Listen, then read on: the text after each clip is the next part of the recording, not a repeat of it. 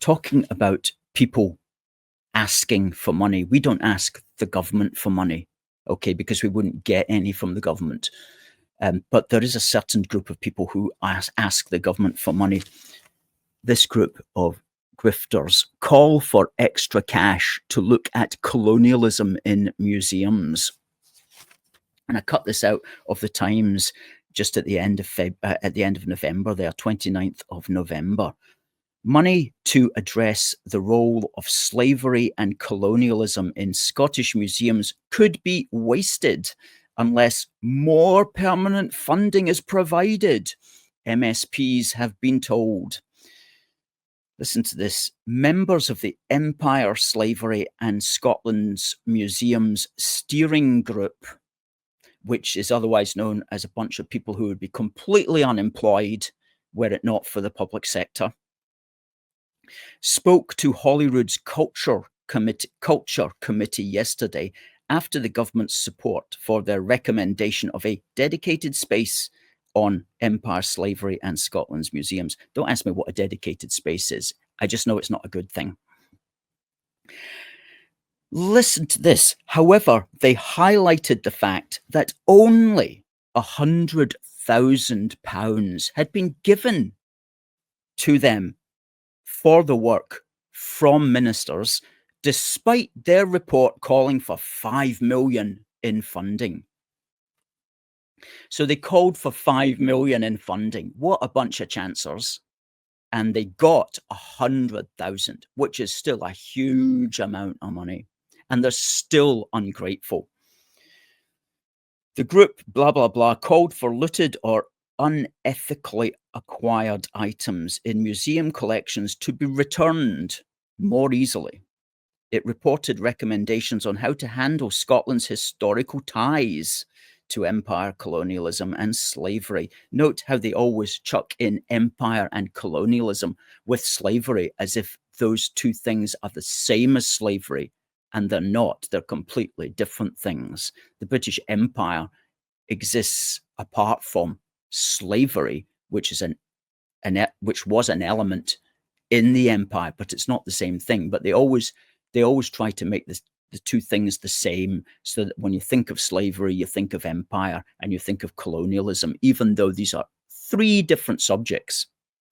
We can all agree, for example, that slavery is wrong, but we can't agree that the British Empire was wrong. And we can't necessarily agree that colonialism is always wrong.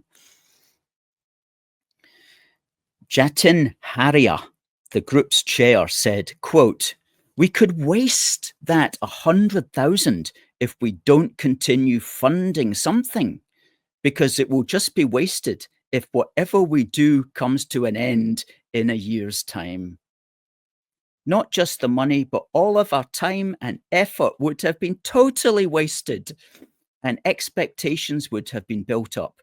So this person says the word wasted. He gets given, or she gets given, I don't know, Jatin, Jatin, gets given 100,000, but says it's all going to be wasted unless they get more. And this person uses the word waste 3 times in that paragraph. This is like totally just like somebody that, what's the word?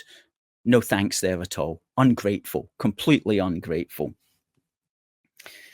And then they go on and whinge about some more.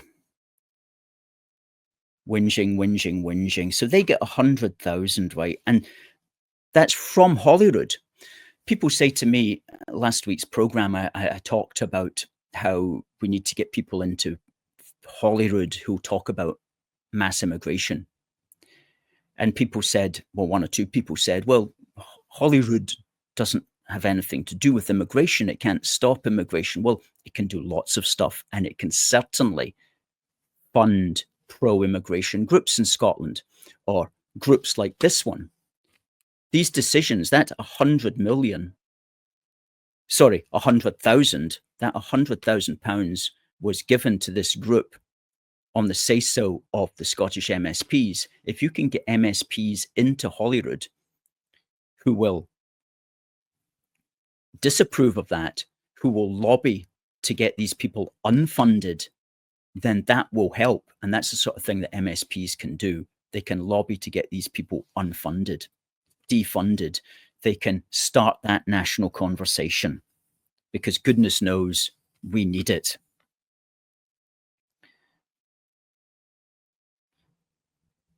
Imagine that you get given 100,000 and you're not happy because you wanted 5 million, and your complaint is that the 100,000 could be wasted unless you get some more money. The cheek, the absolute cheek.